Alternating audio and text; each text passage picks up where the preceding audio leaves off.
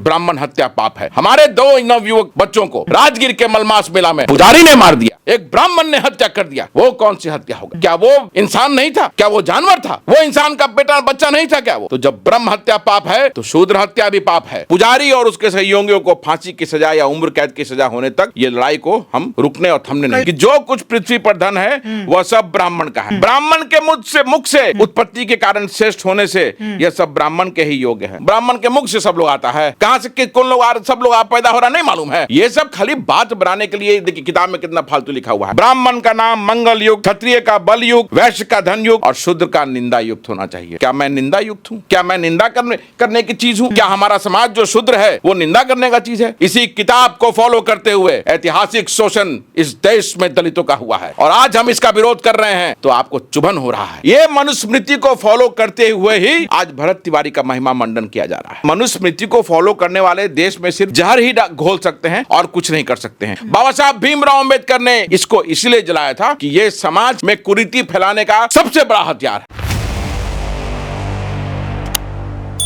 भरत भूषण तिवारी का एनकाउंटर होता है और उसके बाद बवाल मचा हुआ है। लोग तरह तरह की सवाल उठा रहे हैं प्रशासन पे, सरकार पे। आपका क्या कहना है? देखिए, सवाल उठाना तो लोगों का लोकतांत्रिक अधिकार है। वो सवाल पहले भी उठते रहे हैं और आगे भी उठते रहेंगे, लेकिन इस पूरे प्रकरण को समझने की जरूरत है। आप अगर भरत तिवारी का इतिहास देखेंगे तो ये पता चलेगा कि लगातार भरत तिवारी जो है वो प्रशासन के खिलाफ में अपना बयानबाजी करते रहा है। Schedule caste SC/ST atrocities act जो है वो भी उस पर लगा। वो क्यों लगा? SC/ST एक्ट तभी लगता है जब आप किसी अनुसूचित जाति के खिलाफ कोई ऐसा काम करते हैं, उसको प्रताड़ित करते हैं, अत्याचार करते हैं, तो आप पर अनुसूचित जाति अधिनियम के तहत वो केस किया जाता है। उसके बाद एक नहीं बहुत सारे हम लोगों ने वीडियो देखा जिसमें कि वो प्रशासन को चैलेंज कर रहा है, SDM को इनकाउंटर करने की बात कर रहा है। भरत तिवारी कोई पुलिस में तो था नहीं कि इनकाउंटर करने की बात कैसे कर सकते हैं आप? अगर आपको समाज के लिए कोई बात उठानी है, कोई मांग अगर रखनी है तो वो लोकतांत्रिक तरीके से करनी चाहिए, संविधान का पालन करना चाहिए। आपके पास अवैध हथियार कहाँ से आता है? आप अवैध हथियार पब्लिकली दिखा रहे हैं, मतलब कि कहीं ना कहीं गड़बड़ी है। अवैध हथियार रख रहे हैं, मतलब कि या तो आपका अपराधियों के साथ गठजोड़ है या फिर आप खुद एक अपराधी हैं। तो ये क्लियर है और उसका महिमा मंडन किया जा रहा है। जात के लोग, एक पर्टिकुलर कास्ट के लोग, अगर कोई अपराधी निकलता है, अगर वो मारा जाता है तो लोग उसका महिमा मंडन करने लग जाते हैं। ये गलत है ना। वो कोई सही, उसकी मांग हो सकता है कि सही हो, लेकिन तरीका गलत था। उसे कोई अधिकार नहीं था कि वो वहाँ पे SHO के सामने बैठ करके पिस्टल लड़ाता हुआ SHO को धमकी दे। वो पुलिस पर गोली चलाया। अब किस परिस्थिति में उसके साथ इनकाउंटर हुआ ये कोई नहीं जानता है, किसी ने देखा नहीं है। उस वक्त क्या हुआ, क्षण के बात आ रही है कि जब वो पुलिस वैन में था तो उसके साथ, पुलिस के साथ उसकी झड़प हुई और वो हथियार छीनने का प्रयास कर रहा है। हो सकता है कि ये बात सही हो तो पुलिस ने गोली चला दिया हो। तो ये बात नहीं जानती है। ये इसलिए सरकार ने न्यायिक जांच रखा है। न्यायिक जांच में क्या आएगा वो हम लोग देखेंगे, लेकिन भरत तिवारी का तरीका गलत था। लोकतांत्रिक तरीके से किसी बात को उठाना चाहिए। हथियार उसका सलूशन नहीं है। अगर आप हथियार उठा रहे हैं, अगर आपके पास लाइसेंस वेपन नहीं है तो मतलब कि आप अपराधी हैं या अपराधियों से आपका गठजोड़ है। और भगत सिंह से तुलना करना कोई मतलब नहीं है। भगत सिंह का मुकाबला कैसे कर सकता है? भगत सिंह ने जो देश के लिए किया वो, मतलब ये सब अनर्गल बयानबाजी है, महिमा मंडन है। ये नहीं होना चाहिए, ये गलत है। ये सर, एनकाउंटर का जो प्रचलन चला है इसको कैसे देखते हैं? अगर कोई अपराधी अपराध करता है तो क्या उसका एनकाउंटर कर दिया जाए या न्यायिक प्रक्रिया के तहत उसको सजा मिले? इसको कैसे देखते हैं सरकार के इस प्रचलन को? देखिए, तो परिस्थिति पे डिपेंड करता है ना। अगर वो गिरफ्तार होता है तो न्यायिक प्रक्रिया है, न्यायिक प्रक्रिया के तहत उसको जो सजा होनी चाहिए वो सजा मिलनी चाहिए। अगर वो प्रतिकार करता है, पुलिस अगर गिरफ्तार करने जाती है, दोनों तरफ से गोलीबारी होती है, तब तो भाई जस्टिफाइड है एनकाउंटर। पुलिस क्यों गोली खाएगी? एक अपराधी का गोली क्यों खाएगा? वैसी परिस्थिति होती है तो बिल्कुल एनकाउंटर जस्टिफाइड है। लेकिन किसी को पकड़ के मार देना वो हत्या है, वो नहीं होना चाहिए। उसके लिए न्यायिक प्रक्रिया, कोर्ट ऑफ लॉ क्यों है? IPC क्यों बना हुआ है? संविधान क्यों है? इसी के लिए संविधान बना हुआ है ना। तो संविधान को आप तोड़ के वो इनकाउंटर नहीं कर सकते हैं किसी को। आप तब तो अगर ऐसा होगा तो आम आदमी को आप मार दीजिएगा, कहिएगा इनकाउंटर हो गया। वो भरत तिवारी का मामला बिल्कुल अलग है। ये अभी सच लोगों ने एक जाल बना लिया कि पुलिस ने उसको जबरदस्ती मार दिया, उसकी हत्या कर दी। एक्चुअली में क्या हुआ ये जुडिशियल इंक्वायरी के बाद वो छन के सामने आएगा। तब हम इस पर बता सकते हैं बात। अश्विनी चौबे जो केंद्रीय मंत्री रह चुके हैं, उनका बयान आता है कि जिन लोगों ने ऐसा किया है उन पर ब्रह्म हत्या का पाप लगेगा। कई कथावाचक हैं, उनका भी बयान इसी तरीके का आ रहा है, क्या कुछ कहेंगे? नहीं, देखिए, ये लोग धर्म को बीच में लाते हैं, ये लोग मनुस्मृति को फॉलो करते हैं, मनुवादी लोग हैं ये लोग। इसीलिए मैं जानता था कि इस तरह का प्रश्न होगा, क्योंकि वहां पे इस तरह की बात उठी है, ब्रह्म हत्या की बात उठी है। तो हमने मनुस्मृति, आज आपके दर्शकों को मनुस्मृति में क्या लिखा हुआ है मैं ये बताना चाहता हूं। आपका देखिए, सभी को देखना चाहिए कि मनुस्मृति मेरे हाथ में है, और मनुस्मृति में क्लियर लिखा हुआ है कि ब्रह्म हत्या, सुरापान, स्वर्ण आदि की चोरी, गुरु स्त्रीमान और इन पापों को करने वाले के साथ संसर्ग में ये बड़े पातक हैं, भारी पातक हैं। तो ये मनुस्मृति में ही लिखा है, और मनुस्मृति को बात को वो रिपीट कर रहे हैं।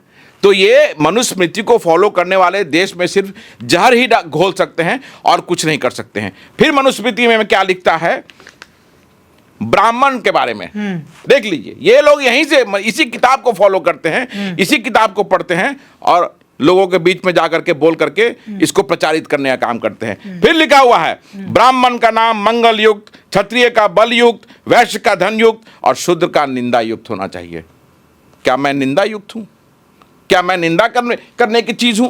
क्या हमारा समाज जो शूद्र है वो निंदा करने का चीज है?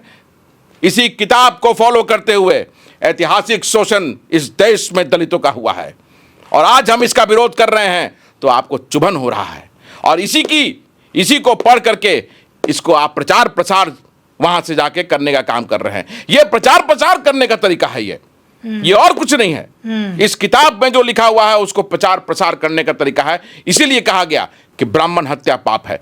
हमारे 2 नवयुवक बच्चों को राजगीर के मलमास मेला में पुजारी ने मार दिया, एक ब्राह्मण ने हत्या कर दिया। वो कौन सी हत्या होगा? क्या वो इंसान नहीं था? क्या वो जानवर था? वो इंसान का बेटा बच्चा नहीं था क्या वो? तो जब ब्रह्म हत्या पाप है तो शूद्र हत्या भी पाप है। अगर आप हमें शूद्र बोलते हैं तो आपको सजा उसके लिए बराबर मिलना चाहिए। ये नहीं चल सकता है। संविधान राज है, ये देश जो है संविधान से चल रहा है, और आपको संविधान का पालन जो है ये करना पड़ेगा। कोई भी हो इस देश में, कोई भी कितना भी बड़ा पद पे बैठा हुआ हो, अगर वो मनुस्मृति की बात करेगा तो हम उसका बहिष्कार करेंगे, चाहे वो कोई भी हो। और भी बहुत सारी चीजें इसमें लिखी है। मैं चाहता हूं आपको कि जो कुछ पृथ्वी पर धन है, देखिए क्या लिखा हुआ है कि जो कुछ पृथ्वी पर धन है वह सब ब्राह्मण का है। ब्राह्मण के मुख से उत्पत्ति के कारण श्रेष्ठ होने से यह सब ब्राह्मण के ही योग्य है। ब्राह्मण के मुख से सब लोग आता है।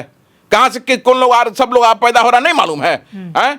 ये सब खाली बात बनाने के लिए। देखिए किताब में कितना फालतू लिखा हुआ है, ब्राह्मण से मुख से उत्पत्ति की बात। ब्राह्मण मुख से उत्पत्ति हुआ है, इसीलिए वो सबसे श्रेष्ठ है।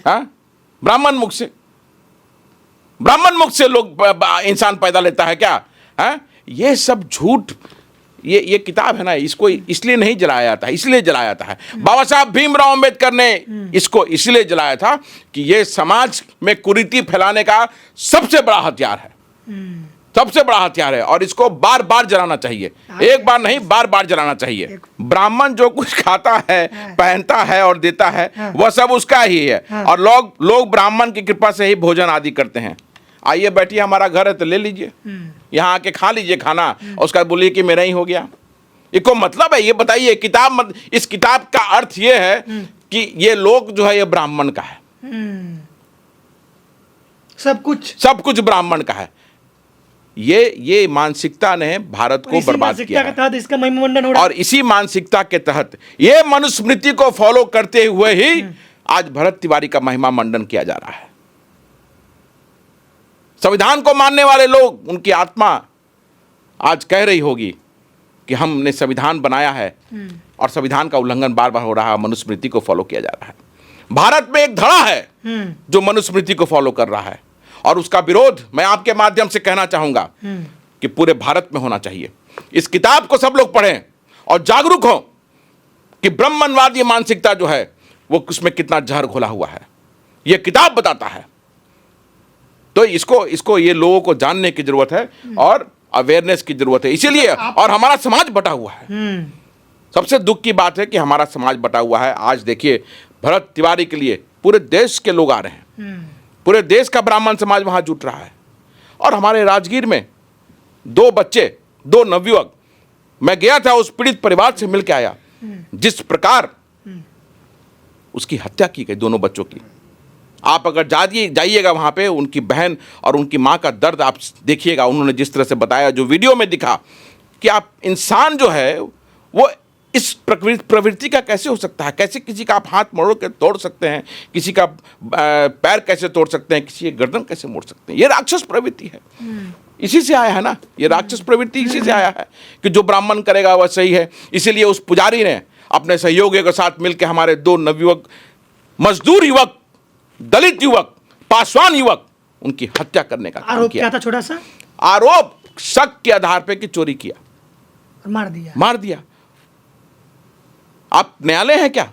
अगर आपको दिक्कत था, आपको शक था, आप पुलिस के पास देते। आपको न्याय करने का अधिकार किसने दिया? तो वो कौन सा हत्या है? यहां ब्रह्म हत्या है, वो कौन सा हत्या है? मैं पूछना चाहूंगा आपके माध्यम से। लोग मुझे ट्रोल करने का प्रयास करेंगे ये सुनने के बाद, ये दिखाने के बाद, क्योंकि उनको बर्दाश्त नहीं हो सकता है कि मनुस्मृति को मैं कैसे बुराई करूं इसकी। वो ट्रोल करने का प्रयास करेंगे, लेकिन हम बाबा साहब भीमराव अंबेडकर को मानने वाले इस सबसे डरने वाले नहीं हैं। सड़क पे संघर्ष करेंगे और इसमें जो लिखा हुआ है जन जन तक पहुंचाने का काम करेंगे। और भारत के लोगों से अपील करना चाहेंगे कि जागिए।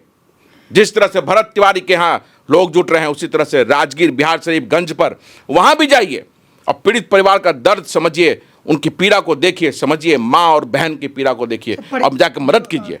परिवार के लोग हैं, वो आरोप लगा रहे हैं कि उनका नाम पूछकर और आक्रामक तरीके से पीटा गया। हाँ, बिल्कुल, ये सही बात है। नाम और जाति पूछ करके सरनेम जैसे ही सरनेम आया और बुरी तरह से मारना शुरू कर दिया। लेकिन जबकि पिंटू पासवान और श्रवण पासवान लगातार कर रहा था कि आप चेक कर लीजिए, हमने कुछ नहीं किया है, कुछ नहीं लिया है, छोड़ दीजिए, गुहार लगाता रहा। 2 नवयुवक गुहार लगाते रहे, लेकिन कोई नहीं सुना और उनको निर्ममता से मार दिया। इंसानियत है ही नहीं। सर, सवाल ये है कि डॉक्टर अंबेडकर से लेकर तमाम वो महापुरुष जो शोषित समाज के लिए, बहुजन समाज के लिए लड़ाई लड़ा, शोषण का इतिहास इतना घृणित और इतना क्रूर रहा है कि इन समाज के लोगों को पानी पीने तक के लिए संघर्ष करना पड़ा, मंदिर में जाने तक के लिए संघर्ष करना पड़ा, पढ़ाई के लिए संघर्ष करना पड़ा। तो मंदिर में जाने के लिए जो आंदोलन था, पहले भी लोग जाते थे, उनको पीट कर बाहर कर दिया जाता था, उनकी जान ले ली जाती थी। आज वर्तमान समय में जब राष्ट्रपति द्रौपदी मुर्मू एक मंदिर में जाती हैं तो वहाँ कहा जाता है कि आप गर्भगृह में नहीं जा सकते क्योंकि आप गैर ब्राह्मण है, गर्भगृह में केवल ब्राह्मण ही जा सकते हैं। तो ये तो वर्तमान समय की बात हो गई।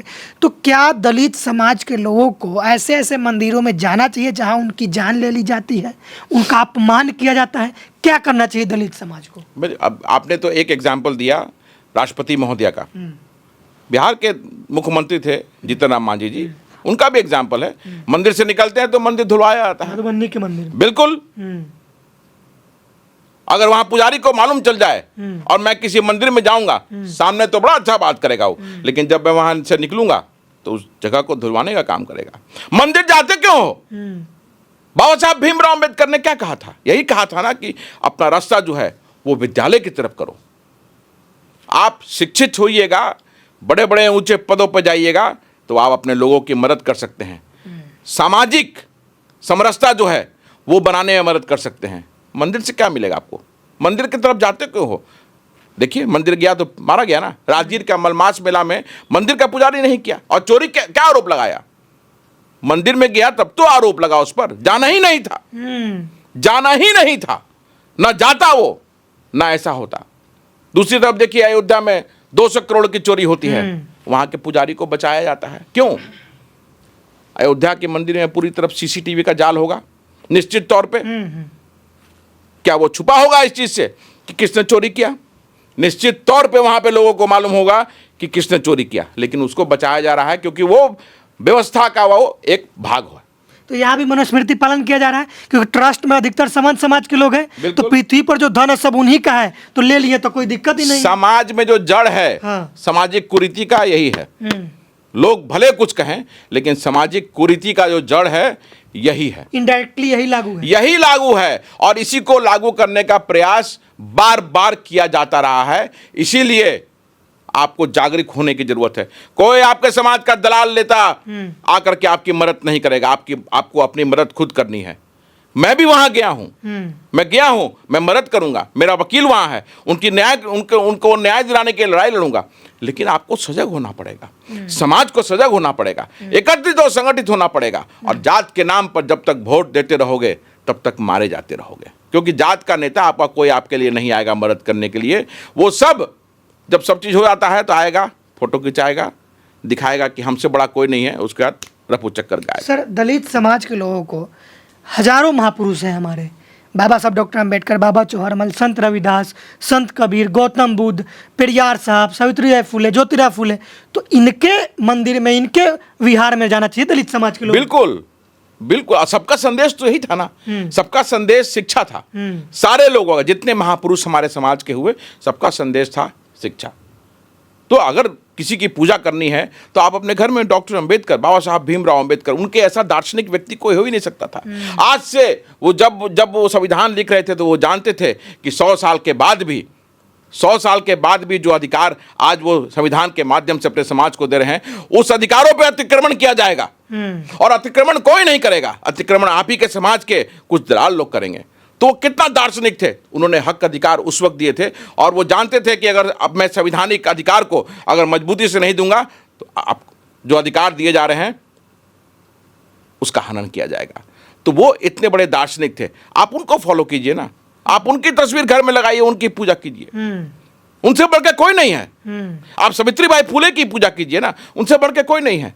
तो मंदिर जाते हैं आप, बाबा चौहरमल, संत रविदास जी हैं। बाबा चौहरमल कौन थे, संत रविदास कौन थे? सब लोगों ने सामाजिक कुरीतियों के खिलाफ लड़ाई लड़ी, शिक्षा का प्रचार प्रसार किया। आपको पूजा करना है तो आप उनकी पूजा कीजिए ना। तो आप चले जाते हैं मंदिर में पूजा करने के लिए। तो इसको रोकना होगा, इसको समझना होगा, और सामाजिक जागरूकता लानी पड़ेगी, तभी समाज में आप आगे बढ़ पाइएगा। और शिक्षा का प्रचार प्रसार, मैं फिर कहता हूं कि जिस तरह से बाबा साहब अम्बेडकर कहते थे कि जो शिक्षित होगा वही आगे बढ़ेगा, और वो सच्चाई भी है। शिक्षित नहीं होइएगा तो आपको कुछ नहीं मिलेगा।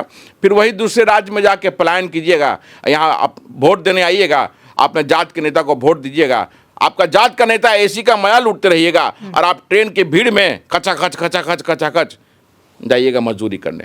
यही होगा। राजगीर वाले मामले पे आपका स्टैंड आगे क्या है, क्या क्या करवा रहे हैं आप? हमारे साथ हमारे पार्टी के को चेयरमैन के थे नंदसागर पासवान जी, वो लीगल एस्पेक्ट देखेंगे वो। और क्योंकि जो न्याय की जो लड़ाई होती है न्यायालय में, ये लोग बहुत मजदूर हैं और बहुत ही गरीब तबके से आते हैं, उन्हें समझ ही नहीं है कि न्यायालय में लड़ाई कैसे लड़ी जाएगी। और आप भी जानते हैं कि न्याय का आज भारत में क्या स्थिति है, किसको न्याय मिलता है, किसको नहीं मिलता है। तो हम ये सुनिश्चित करेंगे कि न्यायालय में नंदसागर पासवान जी खड़े होकर के श्रवण पासवान और पिंटू पासवान के लिए लड़ाई लड़ें, और जब तक सज़ा मुकर्रर नहीं हो ये लड़ाई जो है ये रुकेगी नहीं, थमेगी नहीं, ये चलती रहेगी। सज़ा मुकर्रर होने तक, पुजारी और उसके सहयोगियों को फांसी की सज़ा या उम्र कैद की सज़ा होने तक ये लड़ाई को हम रुकने और थमने नहीं देंगे। गिरफ्तार हुए उसमें? गिरफ्तारी मोटा मोटी सभी की हो गई है, लेकिन वो न्याय मिलना नहीं हुआ ना। गिरफ्तारी का मतलब ये नहीं हुआ कि उसको सज़ा हो जाएगा। सज़ा तो स्पीडी ट्रायल करा करके जब गवाह वहाँ पर प्रस्तुत होंगे, उसके बाद जब न्यायालय का जो ऑर्डर आएगा तब वो न्याय की प्रक्रिया पूरी होगी। अभी तो सिर्फ गिरफ्तार हुआ है, अगर केस को ढीला छोड़ दीजिएगा तो वो तो 6 महीना साल भर में बाहर आ जाएगा, वो कोई बड़ा बात नहीं है। यही होता रहा है। और जो उनको मुआवजा मिला है वो भी पूरा नहीं मिला है, क्योंकि मॉब लिंचिंग एक्ट उसमें लगा हुआ है। तो मॉब लिंचिंग एक्ट में सरकार की तरफ से अलग से 10-1 लाख का मुआवजा होता है, उसके लिए भी हम बातचीत कर रहे हैं और प्रयास में हैं कि वो मुआवजा भी जो है वो पीड़ित परिवार को मिल जाए।